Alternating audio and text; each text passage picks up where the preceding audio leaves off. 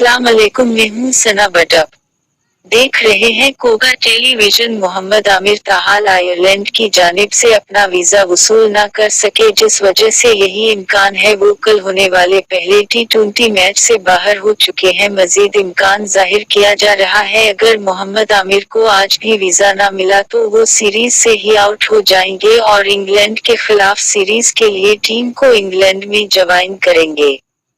Pakistan cricket board ने Ireland से नाराजगी का इजहार किया है क्योंकि इनकी जानिब से वीजा इशू न करना पाकिस्तान क्रिकेट बोर्ड की नाराजगी की वजह है। पाकिस्तान और आयरलैंड के मैचेस पाकिस्तान में कौन सी चैनल दिखाएगा ताहाल पता नहीं चल सका है, जबकि मैचेस की टाइमिंग पाकिस्तान के वक्त शाम 7 बजे की बताई जा रही है। बस दुआ करती हूँ जो भी हो अल्लाह पाक पाकिस्तान की क्रिकेट टीम के हक में सब बेहतर करे और पाकिस्तान को कामयाबी दे, अमीन।